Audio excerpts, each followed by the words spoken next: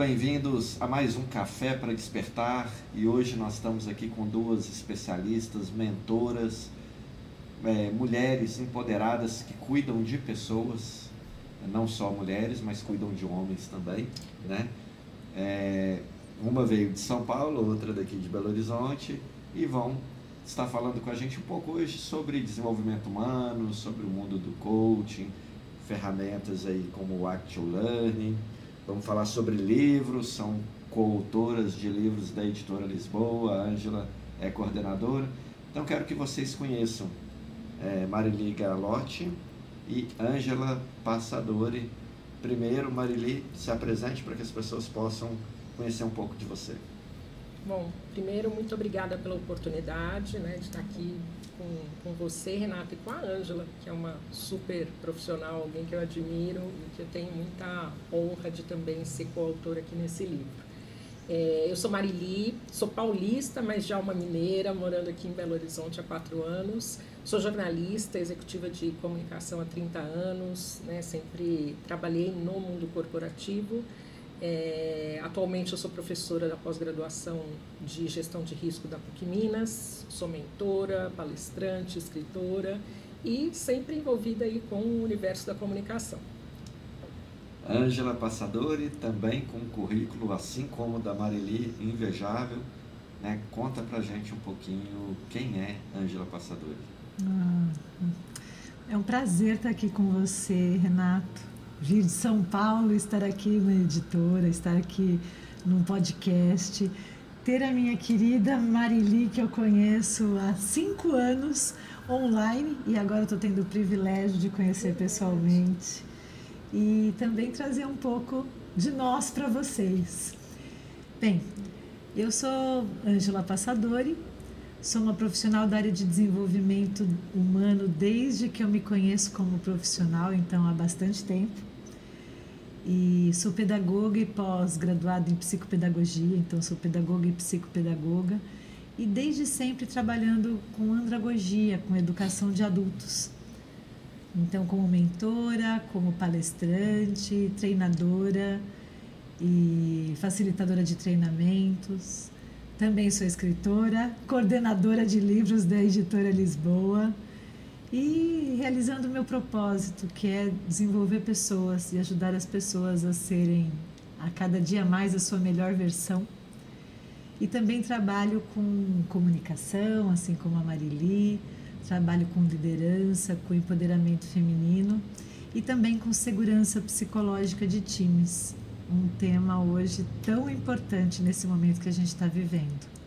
Então, muito obrigada. É verdade, Ângela, é verdade, Marili. E vocês perceberam que currículos poderosos, né? Então fiquem até o final que vocês vão aprender muita coisa aqui, que quem é bom sempre solta dicas e insights poderosos para ajudar as pessoas, né? E, gente, eu conheço um pouco de vocês através das escritas, dos textos, né, dos livros que vocês têm publicado com a Editora Lisboa. E uma coisa que eu sempre enxergo quando eu vejo esses textos é o cuidado no detalhe. E quanto que esse detalhe ele faz a diferença na vida do outro, né? Porque as pessoas, elas são jogadas às vezes nesse mundo, são criadas das mais diversas formas e crescem com várias crenças que acabam limitando o potencial delas, até mesmo no processo de escrita, né? Geralmente a gente convida uma pessoa para escrever um livro, a primeira resposta da pessoa é não, né? Porque ela não quer passar por essa situação porque uma crença limita ela não acha que ela tem essa competência, que ela pode, que ela vai conseguir alcançar um propósito, né? Que é escrever ali um texto. E é interessante que depois que a pessoa se desafia e passa por esse processo, acaba gostando e querendo mais, não é? Como é que foi a experiência de vocês? Olha, Renato, eu acho que para mim foi desafiadora, apesar de eu ser uma profissional de comunicação, eu nunca escrevi livros, né? Sempre redigi muito, sou redatora, sou ghostwriter, mas nunca escrevi um livro. E eu acho que não é nem, né, no meu caso, não é pela dificuldade mas eu acho que é a gente pensar o que eu tenho para contar que será que interessa para os outros. E aí eu acho que o processo de reflexão sobre comunicação autoral, sobre histórias individuais é muito poderoso, né? Cada um tem, como você mesmo disse, uma vivência única, né, singular, cada um tem aí suas experiências, o seu modo de contar a sua história, e que com certeza tem pontos, reflexões importantes para ajudar outras pessoas, para compartilhar alguma coisa de positivo que pode incentivar, que pode motivar, que pode despertar vontades, consciência e desbloquear algumas coisas importantes nessas pessoas. Então, eu acho que o trabalho de convencimento, né, de escrever o meu primeiro livro, foi muito nessa linha, essa reflexão, né? Eu acho que é uma responsabilidade. O que é que você vai passar, compartilhar e deixar aí para o mundo, né? Para que as pessoas possam aprender com isso, usem essas reflexões para as próprias vidas. E eu, depois do primeiro livro, eu me senti muito satisfeita com o resultado, porque eu acho que foi genuíno. Eu não me senti em nenhum momento tendo que escrever ou fazendo alguma coisa que eu não acredito, contando a minha história simples, mas, né, todas as histórias eu acho que elas são poderosas, têm ali sua força, porque afinal de contas elas trouxeram a gente até onde a gente está, né? Que, como a Ângela mesmo diz, é olhar para trás e ver que hoje a gente é a nossa melhor versão e amanhã a gente quer ser melhor do que a gente foi hoje. Não competindo com outras pessoas, mas evoluindo, né, como ser humano, como profissional. Então, eu acho que o processo para mim foi reflexivo, mas foi uma experiência que é isso, a gente é picado pelo bichinho da literatura, né? Eu sempre li muito, sempre fui muito envolvida com leitura e escrita, e aí a gente não quer parar, né? Quer falar sobre vários temas, tem muita coisa para compartilhar. Então, foi um processo reflexivo, de muita responsabilidade, mas extremamente prazeroso. Eu me sinto muito satisfeita quando eu releio e digo, puxa, que bacana, passei uma mensagem que eu acho que pode ser útil para as pessoas. E você, Ângela, como que foi para você? Nossa, compactou muito com as ideias da Marili. Foi interessante que em 2021 eu escrevi um outro capítulo de um livro. Eu gostei, mas eu fiquei muito na crítica. Eu acho que ainda não estava tão preparada como agora. Quando você me fez o convite para coordenar um livro, e eu até falei para você, preciso pensar, te dou resposta amanhã, lembra disso? Foi interessante porque eu, na verdade, quis levar para o sonho. Eu quis refletir um pouco e deixar esse convite ecoar dentro de mim. E foi tão interessante porque no dia seguinte já me veio, eu quero, é agora. E eu tive um desafio, então eu tenho dois olhares, né? O olhar como coordenadora e o olhar como escritora. Tanto que agora tem sido interessante, porque depois daquele primeiro livro que eu coordenei e escrevi, eu também agora estou com outros projetos, coordenando e também escrevendo. Então, por um lado, tem como eu vou compartilhar a minha história. Puxa, será que eu tenho algo de fato para compartilhar? E aí eu começo a me revisitar e olhar e falar, puxa, quantas coisas bacanas que podem de fato inspirar outras pessoas. E, ao mesmo tempo, tem o processo de convencimento das outras pessoas, mas um convencimento genuíno, porque as pessoas que eu convidei para o primeiro livro e para os outros dois que eu estou coordenando agora, são pessoas que, de fato, ecoavam em mim.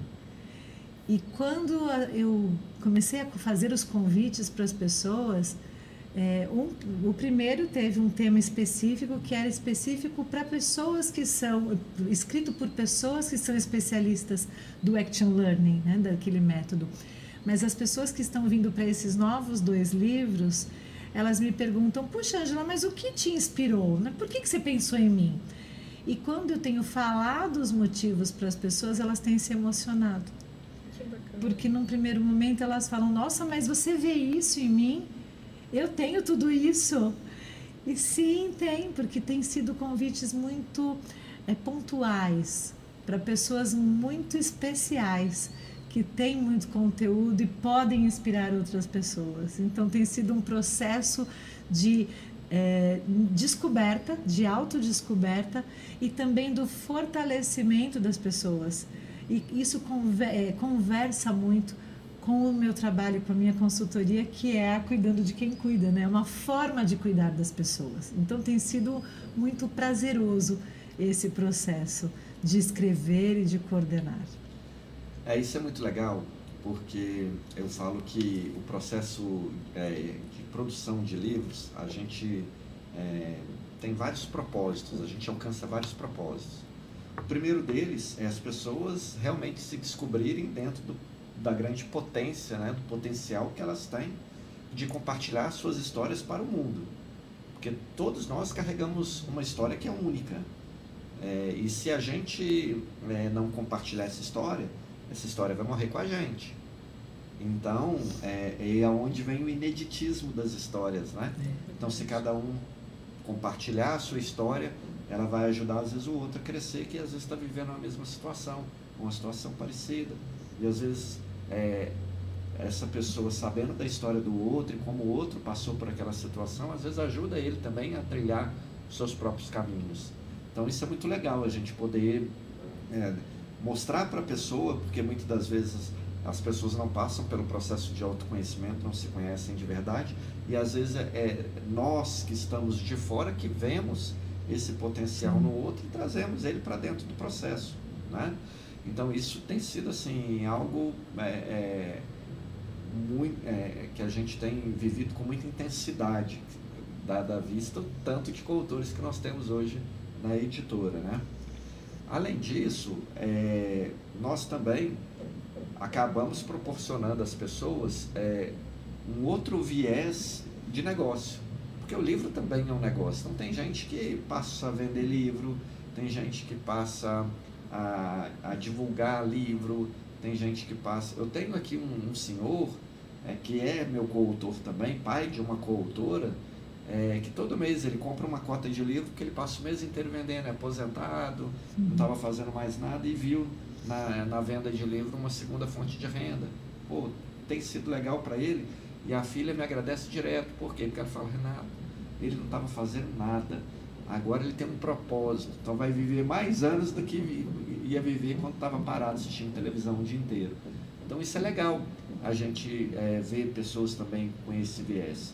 Mas o principal que eu vejo é a gente poder, através das histórias, influenciar pessoas, né? A gente influenciar pessoas por algo que é bom, por algo que é real, porque as pessoas compartilham histórias da vida real. Não é uma ficção ou aquelas histórias quando a gente aprendia lá na época de escola, né? Felizes para sempre. Então, às vezes as pessoas trazem histórias contando os desafios, como que atravessaram o lado negro da história e depois como elas conseguiram sair e vencer isso, e tem influenciado muitas pessoas. Isso tem sido algo fantástico, assim, muito bom. E o livro, então, ele acaba também unindo pessoas, né? Veja bem, ontem tivemos na Assembleia Legislativa de Minas a homenagem a vocês, a homenagem a vários coautores, né, da editora, e pessoas que saíram do norte do país, pessoas que saíram do sul do país. Você veio de São Paulo, você bloqueou a agenda para poder estar lá, e tantas pessoas, né, que se organizaram para estar, e a partir de agora se conhecem, estão formando parcerias, estão fazendo negócios, estão se conhecendo. Então é um network vivo, real. Recentemente nós lançamos um livro que chama Empoderadas, e esse livro Empoderadas foi legal. Todos os livros são legais, mas eu falo a história que se sucedeu depois do lançamento desse livro. Duas mulheres que participaram do livro, elas se encontraram e hoje parecem como irmãs, né? Falaram que foi um encontro de almas, porque elas se encontraram, agora elas têm um negócio juntas. Bacana. E elas têm um evento juntas e estão trabalhando juntas.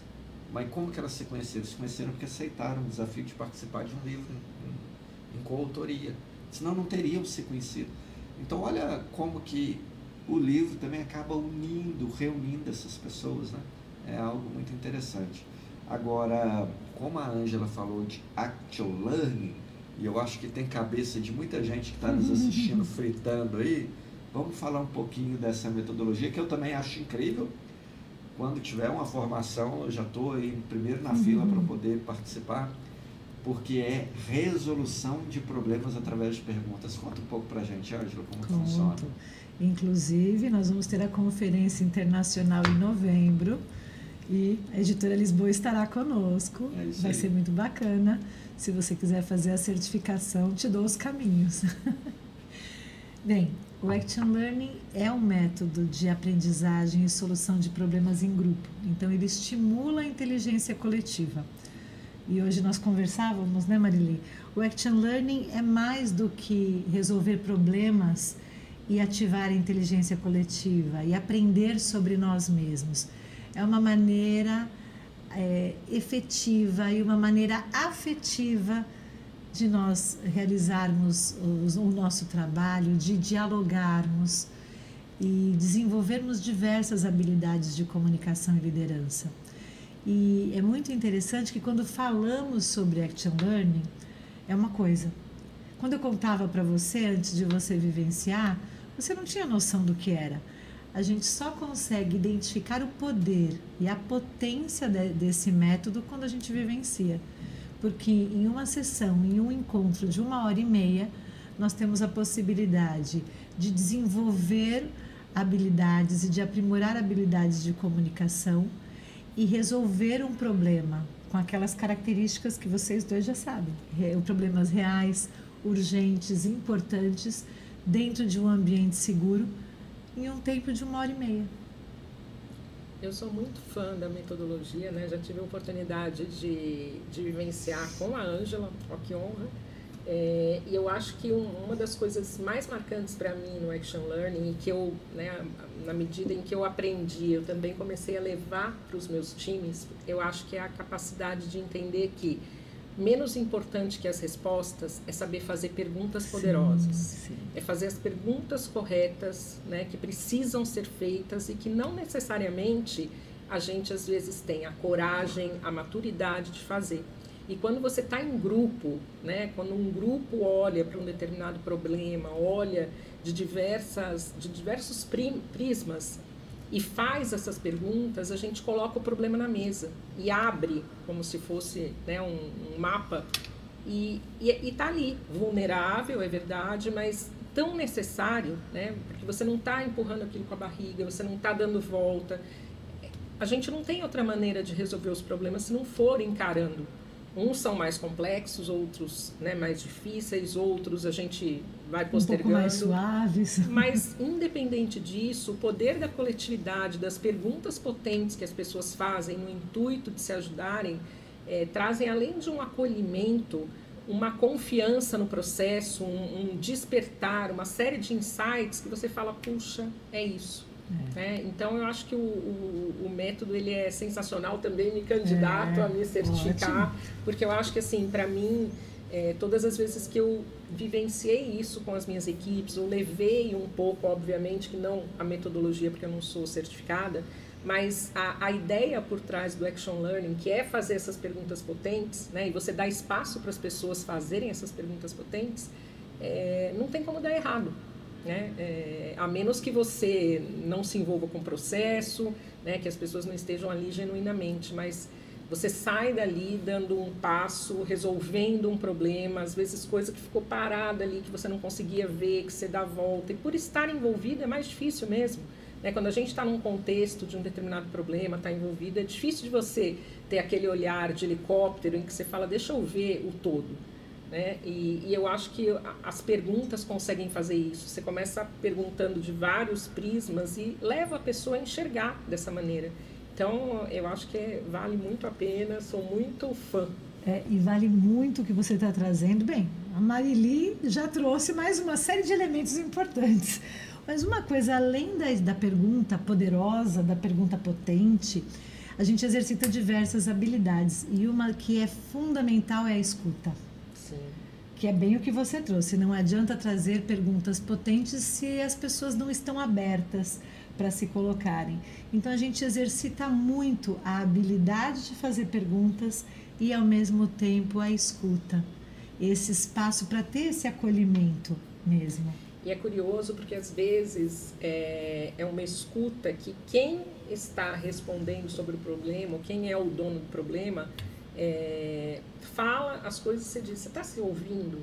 Isso. Você está se ouvindo? Porque assim, ou você se contradiz, ou você mesmo está trazendo a resposta, ou você já tem uma visão da coisa, mas assim, né, tá tão envolvido às vezes com a questão que não consegue olhar de um É bem o que você trouxe, esse olhar panorâmico, de helicóptero, né? Esse olhar você sistêmico. olhar panoramicamente e falar, Sim, nossa, sim. é verdade, eu consigo ver. Então, às vezes, é um exercício da gente parar e se ouvir.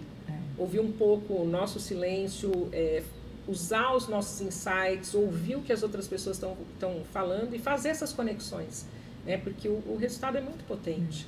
E é interessante trazer porque as pessoas, muitas vezes a gente fala para a pessoa, a resposta já está aí dentro.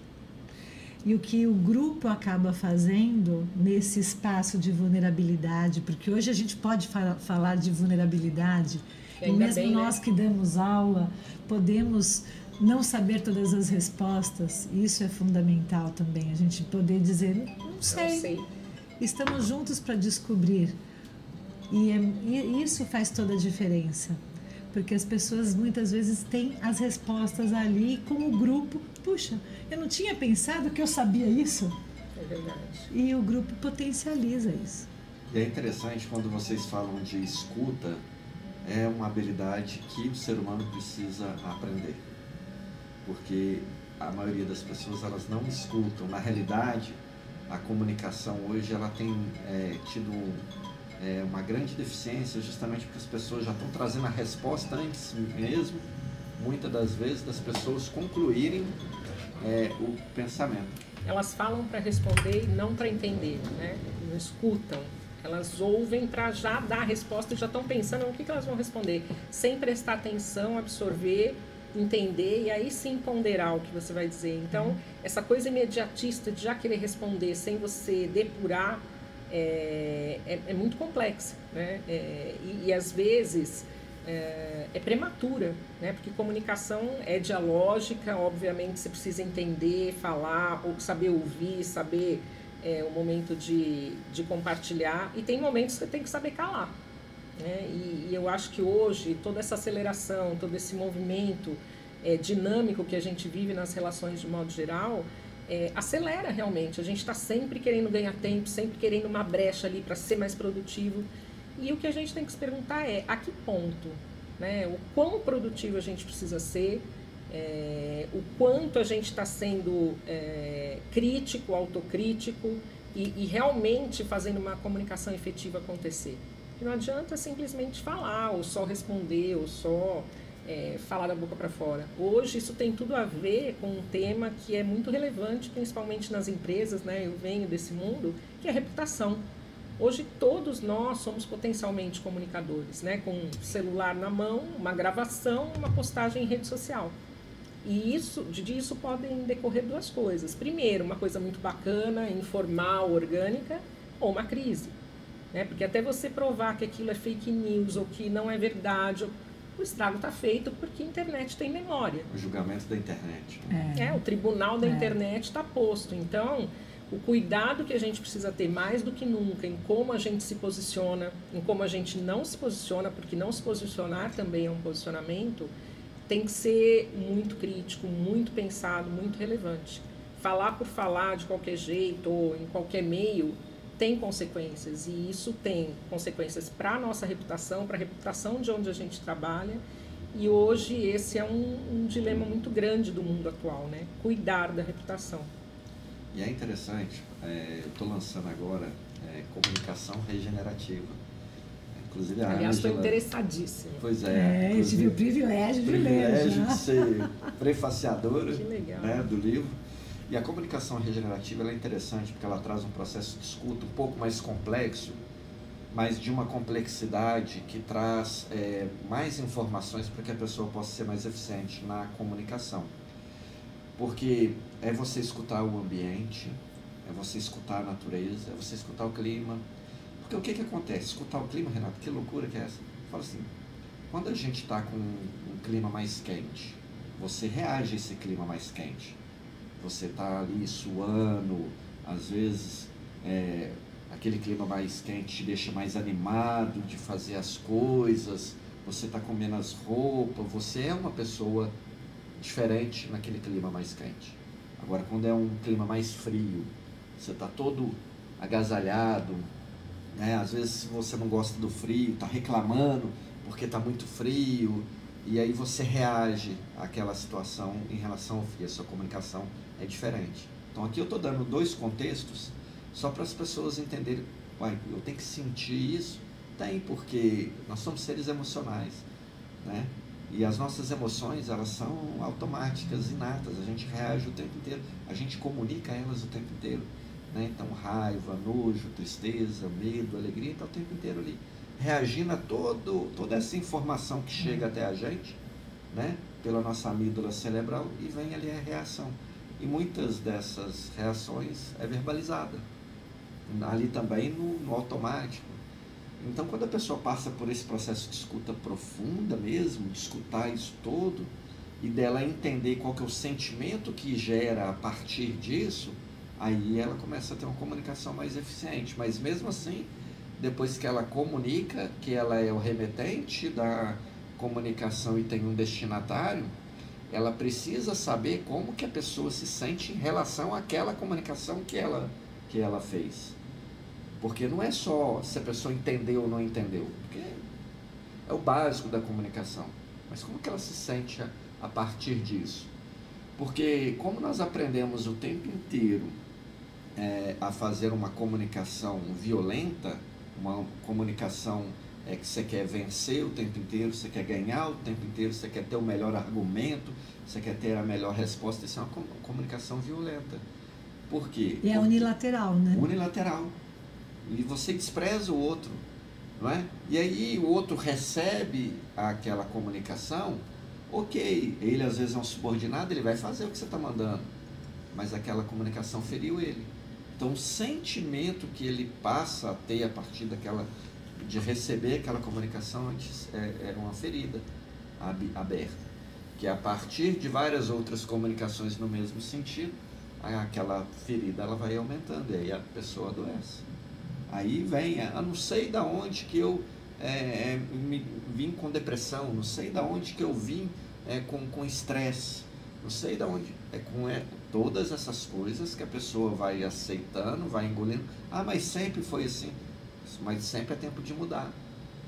Então, a comunicação da escuta profunda, ela é muito mais profunda do que você só ouvir, de você só se concentrar em palavras.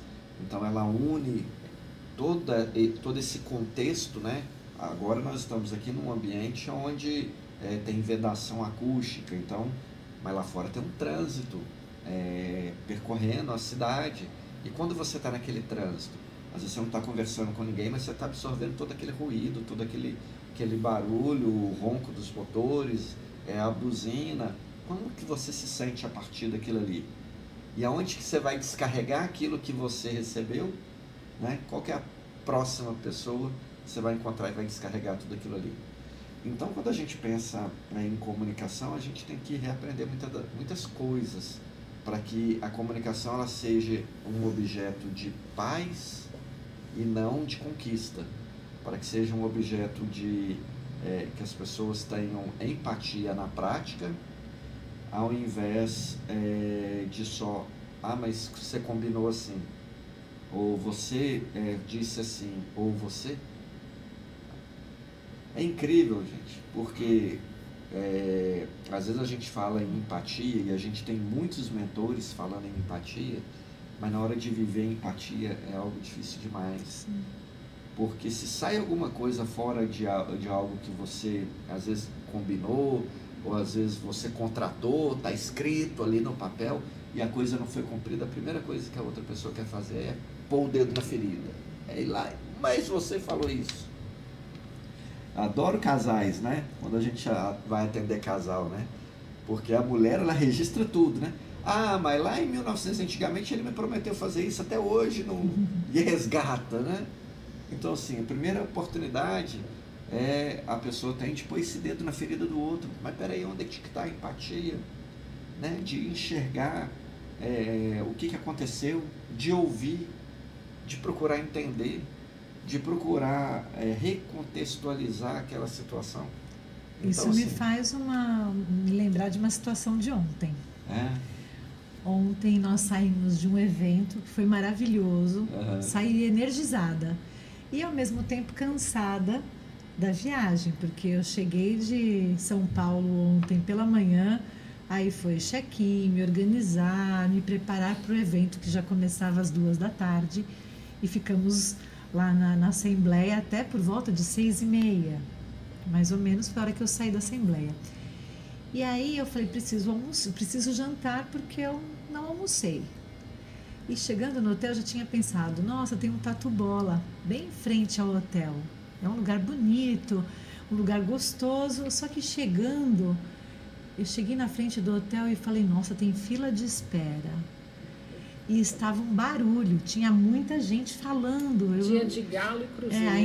Foi dia de jogo ainda, né? Então tinha a muvuca.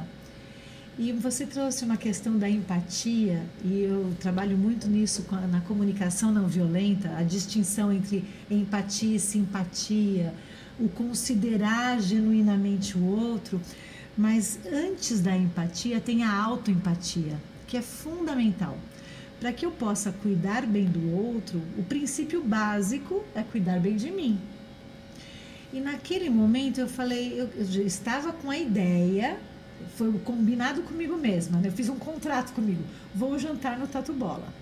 Só que chegando lá eu falei, não, eu não vou me respeitar se eu vou jantar ali, porque eu precisava de silêncio. Eu precisava de um momento para deixar aquele evento todo reverberar em mim e precisava de silêncio interno. E se eu fosse ali, ia ser uma agressão comigo. E aí fui conversar com uma pessoa do hotel, aí eu descobri que no hotel ao lado tinha um restaurante delicioso e tranquilo. Sentei comigo, foi uma excelente companhia. E eu precisava deixar o meu celular carregando. É muito comum, enquanto eu estou esperando, se eu estou sozinha, eu estou lá no celular.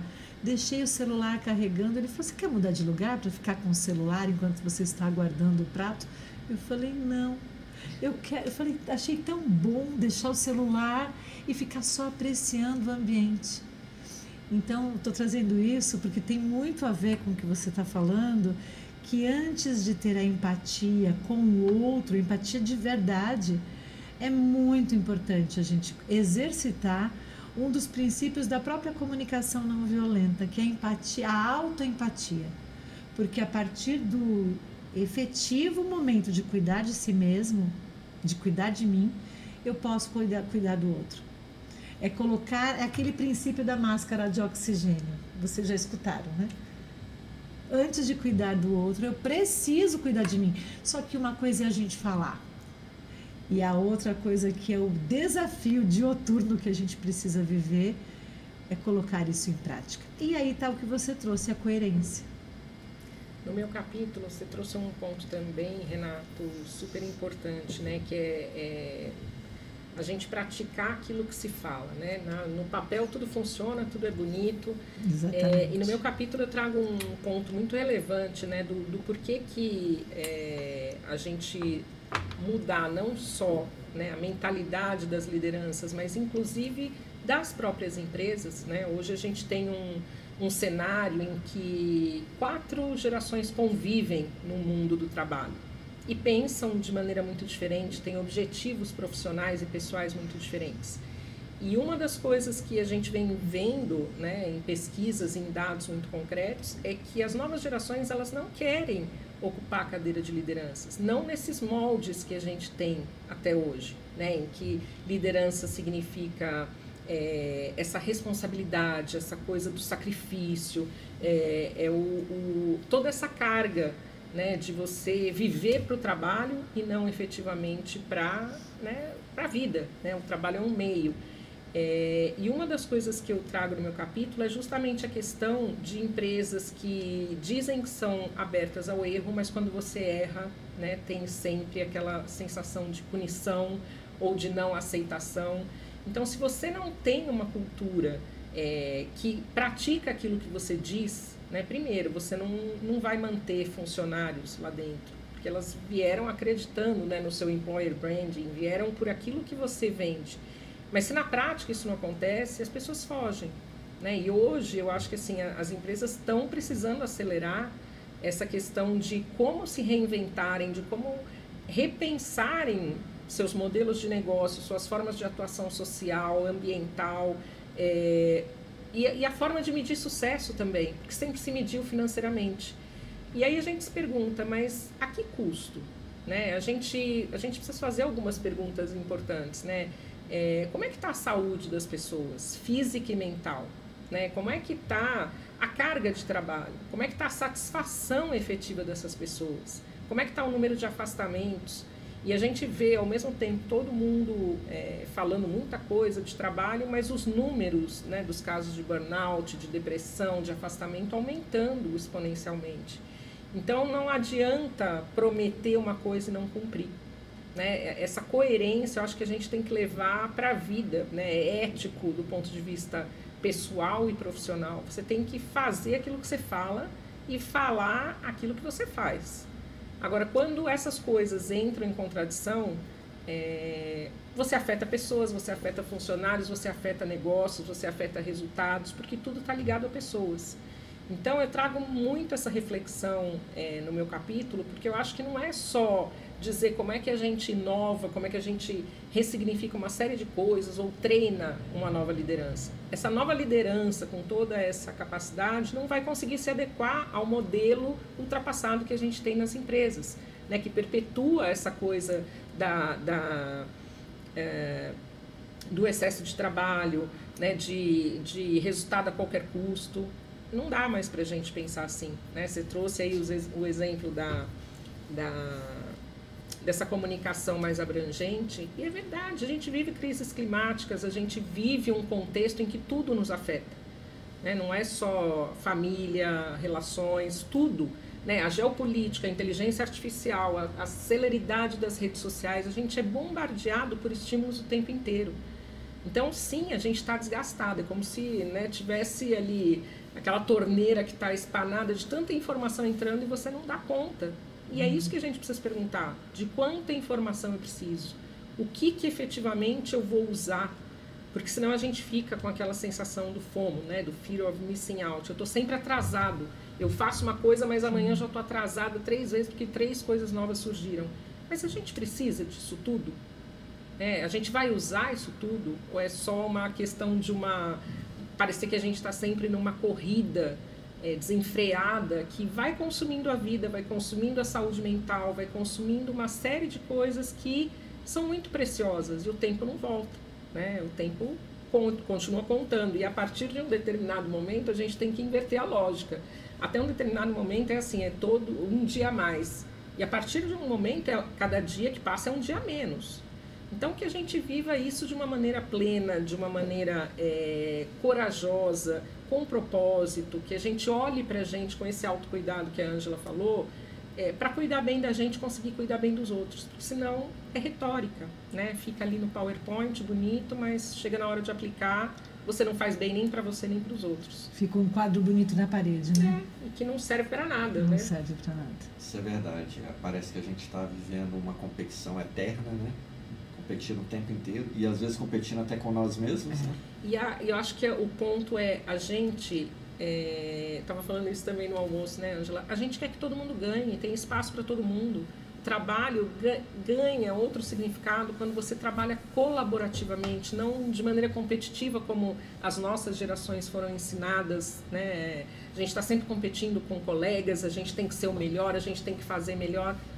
A gente tem que fazer o nosso melhor, é verdade, porque somos profissionais, mas eu não preciso ser melhor que ninguém, né? Eu posso usar o meu potencial, o meu conhecimento, as minhas experiências bem-sucedidas, posso levantar a mão e dizer, eu não sei fazer, mas ou eu vou aprender e fazer bem, ou eu vou descobrir alguém que faça melhor que eu. E tá tudo bem também, porque a gente não sabe tudo.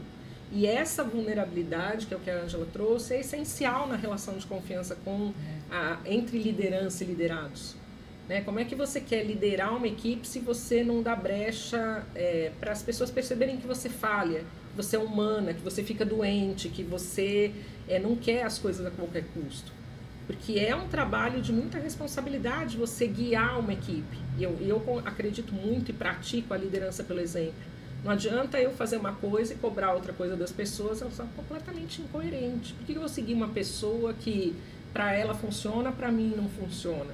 Faz essa distinção. Somos todas pessoas unidas pelo mesmo objetivo, no mesmo trabalho. Então a colaboração, eu acho que ela é um elemento que tem que vir mais para a nossa vida, né? Aprender a colaborar, a fazer as coisas em conjunto, a contar com o outro, a ser vulnerável, dizer os momentos que você não sabe, porque senão vai ser essa competição eterna que não vai levar a lugar nenhum. No fim, ninguém ganha. É verdade.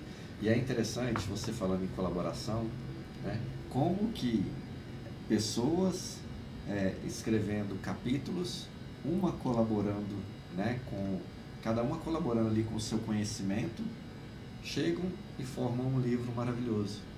Você participou do Dona de Si, agora no Inovar para Liderar, a Ângela com do Problema Solução, vem o do Problema Solução agora o volume 2, né? Vem aí mais outros projetos. E eu estou nesse também. Você está nesse, no Inovar para Liderar, e vem outros projetos mais sob a sua coordenação. E é muito isso, né, Ângela? Quando você pensa numa pessoa que você vai convidar, você já tem ali, é muito intencional esse convite, né? Porque você já sabe o que a pessoa vai escrever, né? O que ela vai contribuir, o que ela fala, né? O que ela vive e o que ela vai trazer para o capítulo, né? A Edila também é muito assim, né? A Edila, quando ela já vem um tema na cabeça, ela já vem um tema já pensando nas pessoas, falar, fulana vai falar sobre isso, fulana vai falar sobre aquilo, ciclano sobre aquilo. É como se já construísse, né? Parece que a gente vai construindo esse mosaico. Mas falando do Inovar para Liderar, que também foi um presente entrar nesse livro, o meu capítulo conversa muito com o capítulo da Marili, porque eu falo sobre a importância da segurança psicológica de times. A segurança psicológica de verdade como um alicerce da inovação na liderança, porque a gente está chegando no momento da saúde mental e social dentro das organizações ser fundamental. Ainda tem algumas empresas mais conservadoras que infelizmente veem isso como um modismo. Né? Tem algumas empresas... mais uma norma que precisa ser cumprida. Não é verdade. Não é. Eu falo modismo quando a gente fala em segurança psicológica, em ambientes saudáveis para se trabalhar, nos quais o líder pode dizer que não sabe e não ser taxado como incompetente. Quantas vezes agora eu vou para uma sala de treinamento e falo para os próprios treinandos, nós aqui podemos dizer que não sabemos, diferente do professor do passado, que se ele dissesse não sei, era um crime. Hoje eu falo, se eu não souber, nós vamos pesquisar juntos. E às vezes, no processo de pergunta, né? No processo dialógico, a gente devolve a pergunta para o outro. Então, a gente exercita diversas outras habilidades. Agora, num ambiente onde a gente tem, de fato, a prática combinando e coerentemente alinhada à teoria, isso faz diferença. Por isso que eu falo da questão da segurança psicológica como um alicerce, para que a gente faça aquilo que a gente fala e seja esse líder inspirador, esse exemplo. Porque é interessante que quando a gente vai escutar, o exemplo ele vem pela escuta. Você não precisa de estar ali falando, você precisa de estar ali só fazendo. A criança, muitas das vezes, ela repete o que o pai faz. Por quê? O pai falou para ela fazer? Não, ela viu o pai fazendo. Então, ela viu o pai fazendo, ela repete. Então, é um processo de aprendizagem, né? Essa escuta profunda, né? E aí, se a pessoa não vive aquilo, como que ela quer que o outro faça? Sim. Fica um conflito na mente da pessoa, né? O superior está pedindo para fazer uma coisa, ou falando para fazer uma coisa, ou ensinando que é para fazer dessa forma, mas na hora dele mesmo, o superior fazer, ele não faz, como assim? Não é? E aí o que acontece? Não nem o fato da pessoa só ter aquela descoordenação na comunicação na hora que ele recebe, na hora que ele vê isso acontecer. É mais além do que isso, porque aí gera raiva. A pessoa fica com raiva, fala assim, mas como assim? Não é? Porque não é reação emocional? Sim. Você não recebe o estímulo e você não reage emocionalmente? Né? Gera tristeza. Mas por que ele, para mim tem que ser assim, comigo tem que ser diferente, sendo que... Então, assim, o saber como a pessoa se sente a partir de é fundamental dentro do processo da comunicação, né? Para que você possa novamente estabelecer uma comunicação de paz, uma comunicação em que o resultado seja efetivamente o propósito da comunicação, e não só um baralho de palavras. Né? Me vem não me lembro qual é o autor, eu prometo que eu vou pesquisar e depois trago para vocês, mas ele traz os teus atos gritam tanto que eu não ouço as tuas palavras. Já escutaram?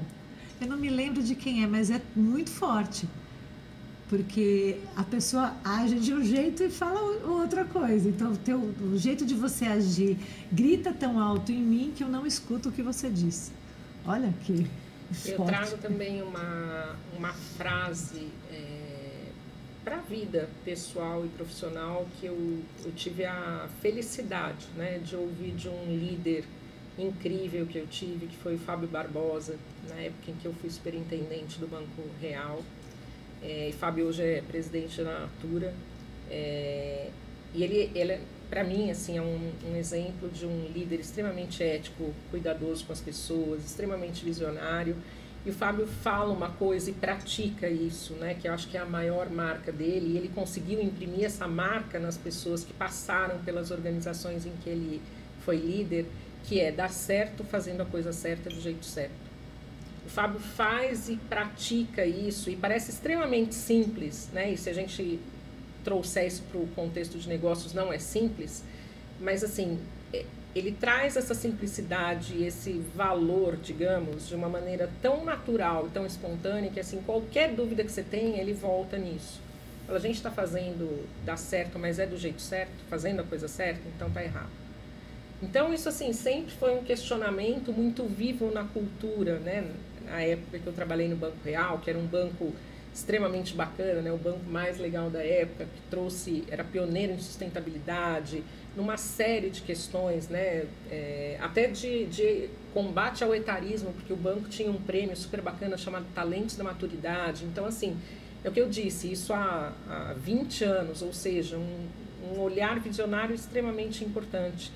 E eu acho que assim, a gente praticar, né, e levar para frente aquilo que faz sentido, aquilo que a gente aprendeu de positivo, aquilo que na prática vai ser bom para todo mundo, né? Porque tem que ser bom para todo mundo, tem que ser bom para o acionista, tem que ser bom para a empresa, para a sociedade, para o funcionário, senão não está dando certo e não é do jeito certo. Então eu levo essa frase comigo e todas as vezes que eu tenho dúvidas, ou até mesmo em cadeira de liderança, porque temos dúvidas, não sabemos tudo, tem hora que são questões muito complexas, e eu acho que assim, eu sempre volto nesse ponto, falo, beleza, a gente está tentando dar certo, mas está fazendo do jeito certo?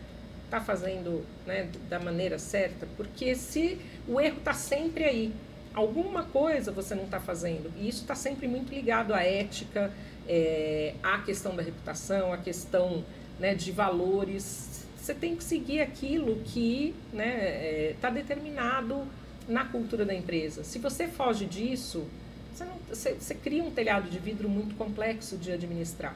É o que a gente falou, a vulnerabilidade que as pessoas estão hoje com redes, com o imediatismo de fake news, com tantas coisas, tudo pode virar uma crise potencial em minutos. Uma frase boba que alguém coloca lá, um questionamento que alguém pegou há 10 anos lá mal colocado num contexto, porque é o que eu disse, né? A internet tem memória e traz, até você conseguir explicar, aquilo já repercutiu e você não tem como correr atrás.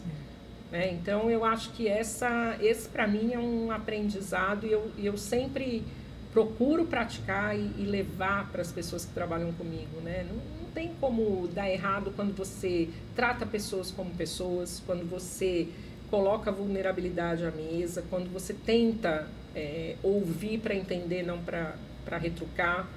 Então, é um exercício diário. Tem dias que a gente consegue 100% isso? Não, porque é o que você falou, todos somos humanos, todos temos problemas, né? Tem dia que o seu dia foi mais pesado do que antes, mas a gente tem uma responsabilidade, seja com a nossa família, com pares, com funcionários, né? A gente está ali num lugar que a gente precisa ter essa responsabilidade de liderar. Né, e de tratar a nossa família, não é o que você falou, não é descontar na primeira pessoa que aparece todo o dia ruim que você teve. A gente precisa respirar, aprender a ter esse autocontrole, ter inteligência emocional, e isso a gente só consegue com autoconhecimento, né? Acertando, errando, mas tentando descobrir como é que a gente funciona para poder se blindar também, porque é isso, o tempo inteiro a gente está suscetível a estímulos de todas as naturezas. A gente tem que aprender a parar de atirar flechas, né? O diálogo ele tem que ser circular, né? Porque ele ser circular, ele não fere, né? Porque tudo que vai, ele volta, né? Toda a ação, ela tem uma reação, né? E que reação que nós queremos a partir daquilo que a gente planta? Sim. Então, a comunicação regenerativa, que é essa metodologia que eu trago agora, ela vai muito do ponto de você plantar. É como se fosse um plantar sementes, porque você quer construir um jardim. Porque até flores rompem concretos, né? Quantas flores a gente vê rompendo nos passeios, né? A comunicação ela tem que romper essa violência também, tem que cessar. Só que ainda vivemos num mundo capitalista, num mundo dessa correria e dessa cultura. Então é um caminho que não é fácil. Apesar da gente trazer esse conhecimento e explorar esse conhecimento e trabalhar em mentorias e consultorias nas empresas, e quanto que a gente trabalha, às vezes a gente chega na empresa e pouco mudou. É um trabalho de formiguinha. É um trabalho de formiguinha. E contínuo, né? E sabe-se lá quando você efetivamente vai ver esse fruto, essa árvore dá fruto, né? Então é algo que a gente precisa continuar produzindo conteúdos, podcasts, vídeos, onde houver um espaço de fala que nós possamos falar, onde tiver livros para escrever, que escrevamos livros e que possamos influenciar, porque só assim a gente pode ver aí no futuro uma melhoria em todo esse cenário, né? Porque eu li um artigo uma vez que ele falava o seguinte, que hoje nós recebemos tanta informação, a cada 3 dias nós recebemos tanta informação, que se você pegar desde que o mundo foi criado até o ano de 2003, toda aquela informação é o que a gente recebe hoje em 3 dias. Então pensa bem. É uma overdose. Como é que é? E a gente está reagindo a isso tudo o tempo inteiro, o dia inteiro, né? Por isso que fica com essa sensação de perder algo, né? O tempo todo. E você quer tá conectado, você quer saber, e enfim, mais uma vez, nós estamos escutando muito lixo, estamos reagindo muito lixo. E às vezes essa reação desse lixo que a gente absorve é com um outro ser humano que está na nossa frente, está do nosso lado, que está às vezes no WhatsApp. E o WhatsApp ainda é ruim, porque o WhatsApp é uma comunicação ainda muito falha, né? Você não vê a pessoa, você não vê a reação dela. E às vezes você ainda coloca o áudio na velocidade 2, que parece que a pessoa está gritando, está xingando, né? Muda a característica da voz dela, ela vai falando rápido, e aí você absorve aquela informação daquele jeito e vai reagir daquele jeito. Aí imagina isso dentro do ambiente de trabalho, né? Então assim, é um momento em que a gente precisa também passar por um filtro de purificação, né, da comunicação. Por isso que as imersões, as certificações, as imersões, os seminários, as conferências, é tão importante no mundo de hoje, né? E cada coisa dessa é uma sementinha, né? Eu lembrei agora de uma tirinha muito bacana, nem sei onde eu vi, mas eu achei tão sensacional, que assim, uma pessoa plantando lá na terra, e aí a outra pessoa chega e fala: o que você acha que você vai colher daqui a 5 anos? Ele fala: flores. Mas por que você acha que daqui a 5 anos você vai colher flores? Ele falou: porque eu estou plantando flores. Então eu acho que é muito dessa responsabilidade individual também. Não dá para a gente querer colocar, né, todas as dores e mazelas do mundo, a culpa em todo mundo, seja governo, sociedade, chefe, família. Né? É a gente dizer no que eu posso contribuir positivamente. E eu não preciso salvar o mundo, né? É menor do que isso. O que eu posso fazer dentro da minha casa para transformar o dia de alguém um pouco melhor? Estende um pouquinho, ou no meu prédio, ou no meu bairro, ou na minha comunidade, porque dá, né?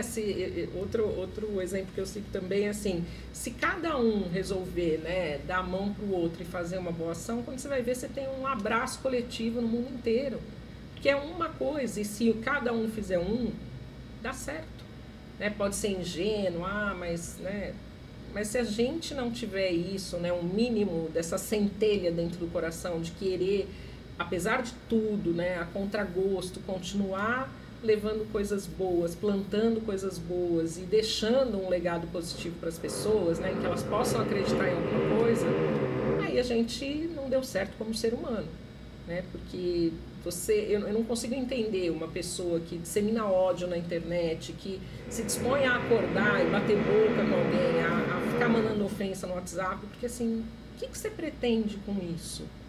Né? O que isso traz de bom para você? Como é que você se sente ao fim do dia?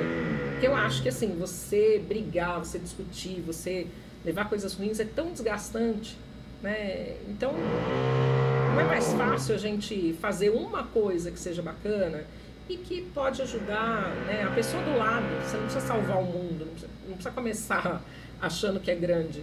A gente salva o mundo assim, né, com pequenas atitudes, com escuta, com atitudes que ajudam as pessoas ao redor. Porque é isso, a gente vive em sociedade, a gente nasceu para ser uma ilha. E sempre existe a possibilidade de você fazer uma coisa bacana, de você deixar uma marca positiva, de fazer uma ação que faz diferença para uma pessoa.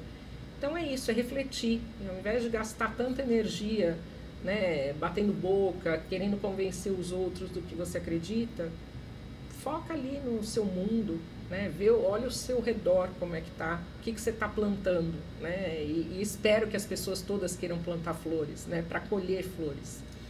É verdade, gente. Que bate-papo gostoso, né? Nossa, se pudesse, a gente ficava aqui horas e horas. E a gente fala, e a gente gosta de falar. E não ia Nós gostamos acabar, de nos comunicar. Pois é, com certeza. E é uma comunicação que a gente absorve conhecimento, né? É uma comunicação que faz a gente refletir sobre várias coisas. Então, isso que é o gostoso, né? Estar com pessoas inteligentes, com pessoas que têm conteúdo e que não têm obesidade intelectual, né, de ficar guardando o conteúdo para si, né, que genuinamente, gratuitamente compartilha com todos, né. Então fica o convite, vocês conhecerem aí Ângela Passadori, Marili Galotti, nas redes sociais, procura lá, segue elas no Instagram, que eu tenho certeza que vocês vão continuar aí consumindo bastante conteúdo poderoso, assim como elas gratuitamente, genuinamente vieram e entregaram para a gente aqui hoje. Agora, meninas, para o encerramento, eu queria uma mensagem final. Primeiro você, Ângela, depois você, Marili. Fala um pouco, né, dos livros, desse sentimento da publicação dos livros e o que mais vem por aí, uma mensagem final para os nossos ouvintes, os nossos telespectadores aqui no Café para Despertar. Bem, é uma alegria imensa poder fazer parte dessa comunidade, fazer parte da Editora Lisboa, como escritora, como coordenadora, e trazendo para o mundo não só a minha voz, mas também a voz de outras pessoas tão especiais por meio da escrita, por meio da leitura e de conteúdos tão relevantes, de pessoas que podem não só inspirar outras pessoas, como também eternizarem suas histórias e seus conhecimentos colocados em prática. Isso se torna sabedoria. E como mensagem tem uma frase do Higgy Evans, que é o criador do Action Learning, que ela conversa muito com uma outra frase que eu gosto, e são assim. Higgy Evans traz que todo conhecimento gera ação, toda aprendizagem gera ação e toda ação gera aprendizagem. Porque se eu digo que eu aprendi algo, mas eu não coloquei nada em prática, eu viro, como disse Renato, obeso intelectual. Eu fico só com uma série de conhecimentos. É como se eu fosse uma prateleira cheia de bons livros, mas que eu nunca toquei. E tem uma frase do Lao Tse que conversa com essa frase do Higgy Evans, que é: saber e não fazer ainda não é saber. Porque é isso que eu trago, né? Que se eu digo que eu aprendi algo, que eu sei algo, mas eu não estou colocando em prática, eu estou virando de novo esse bom armário com bons livros.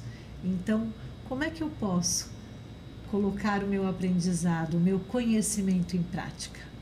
Esse meu conhecimento sendo tornado aprendizado, trazendo para o meu dia a dia, compartilhando e deixando e cuidando para que o nosso mundo seja melhor. Muito obrigada pela companhia, Marili. Que dificuldade agora. Obrigada, Renato. Você tem muita coisa boa. Eu acho que concordo muito com você, Ângela.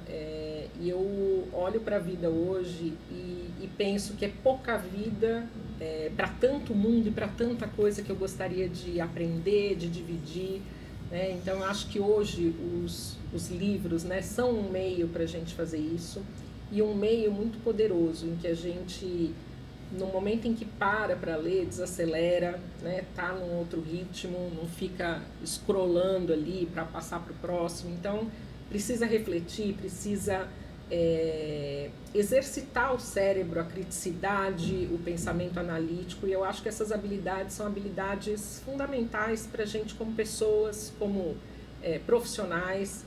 Então, a minha ideia é continuar reverberando aí tudo de generoso que todo mundo compartilha nos livros, trocar com pessoas incríveis e poder, assim, o máximo que eu puder ou tiver a oportunidade, dividir aquilo que eu consegui de bagagem de vida e bagagem profissional, dividir com as pessoas. Às vezes, é o que você disse, Renato, a gente não precisa de fórmula, a gente precisa de alguém que traga uma história real e que a gente veja, né, que não precisa vender curso, não precisa falar de autoajuda, mas às vezes é ter uma conversa honesta, transparente e com escuta empática para cada um olhar para si mesmo e ver que suas trajetórias são únicas, são singulares e têm muito valor. Ninguém viveu até aqui aleatoriamente. Então, nessa estrada tem muita coisa boa e eu concordo muito com você. Muitas respostas estão lá dentro, né? A gente precisa aprender a se escutar. Porque eu acho que, e não estou falando de sexto sentido, eu estou falando de uma coisa maior, que é olhar para os nossos valores, ter coerência, aprender a equilibrar essas coisas e chegar a uma conclusão, porque todos nós conseguimos fazer isso. Às vezes, né, a gente acha que, mas eu fico indeciso. Eu também tenho um pensamento. Eu acho que indecisão é quando a gente sabe muito bem o que a gente quer, mas a gente acha que devia querer outra coisa. Então, é olhar o porquê, né? Começar a perguntar esses porquês. Mas por que eu me sinto desconfortável? E ir voltando e fazendo perguntas até você achar o cerne, porque a gente acha, mesmo que às vezes seja difícil. Mas por que eu me sinto assim? Por que eu estou incomodado? Por que a pessoa falou isso e eu me senti tocado? E você vai num processo, né, de desconstruindo aí essa questão que te incomodou ou que te afeta, encontrar respostas nisso tudo e que estão ali dentro, com certeza, né, nesse caldeirão efervescente que todos nós somos, né, cada um com uma pitada de mais coisa ou menos, mas não menos importante do que ninguém. Então, eu espero, né, ter oportunidade. Primeiro, espero que as pessoas leiam o livro, né, Ângela? Claro, os livros. Queremos muito dividir, porque eu acho que foi muito especial, né, parar, escrever, refletir sobre o que compartilhar e que seja útil, né? E que quem quiser também dividir, dizer, olha, isso fez diferença para mim, ou puxa, eu pensei tal coisa, ó, eu queria discutir isso, a gente está super aberto. Então, sintam-se à vontade e obrigada pela oportunidade, né? Eu que agradeço, né, por estarem aqui, aceitarem o convite, compartilharem todo esse conhecimento. Depois eu vou rever esse podcast mais algumas vezes, né, para aprender um pouco mais. Obrigado pela confiança, estarem na Editora Lisboa, publicarem na Editora Lisboa, construírem projetos na Editora Lisboa. A Editora Lisboa está com as portas abertas para que vocês possam construir mais e mais. Obrigada. Porque o primeiro propósito é servir. E a gente está servindo as pessoas com bons conteúdos. As pessoas que pegam um livro como esse, que pegam Dona de Si, que pegam do Problema Solução, que pegam os nossos livros, né? Elas podem ter certeza que quando elas adquirem o livro e leem os livros, elas estão lendo algo que vai ajudar elas nesse processo de evolução, vai ajudar a evoluir. Tem algo a contribuir. Tem algo que vai ajudar ela a atravessar essa jornada na vida de maneira com mais conhecimento, com mais sabedoria, mais leve. Vai ensinar elas se desfazerem de algumas pedras que não precisam estar carregando, não é? É muito legal. Amo a literatura, amo Machado de Assis, Clarice Lispector e tantos outros pensadores que, né, trouxeram para a gente grandes obras, grandes clássicos da literatura brasileira, né, não de maneira nenhuma desprezar a literatura em si. Mas quando a gente está nas bienais, a gente está nas feiras, e a gente está com os nossos livros, são livros de desenvolvimento humano. São livros justamente para as pessoas poderem se desenvolver, elas poderem aprender, poderem crescer com quem viveu ou vive e está construindo um legado. E muitas das vezes as pessoas não dão muita confiança para os livros de desenvolvimento humano, dão mais confiança para os livros de colorir, para os livros de literatura, não que eles não sejam importantes, são importantes também, mas que após esse podcast as pessoas possam refletir também da importância do livro de desenvolvimento humano, porque já é bastante lido, mas queremos torná-lo mais lido ainda, mais importante ainda, que as pessoas possam ter o livro de desenvolvimento humano como primeiro na listinha, e a gente na Editora Lisboa, né, publica livros de desenvolvimento humano. A gente quer estar nessa lista em primeiro lugar, para que as pessoas possam acessar e adquirir o conhecimento que vocês vêm e compartilham com a gente. Então fica aí o desafio, fica o convite e venha conhecer o nosso trabalho, www.editoralisboa.com.br. Obrigado, meninas, mais uma vez. Obrigada, valeu. Renato. Café para Despertar fica por aqui e voltamos sempre com um episódio poderoso desse, para que você possa adquirir, ganhar conhecimento, sabedoria e muito mais. Um grande abraço, até mais, tchau.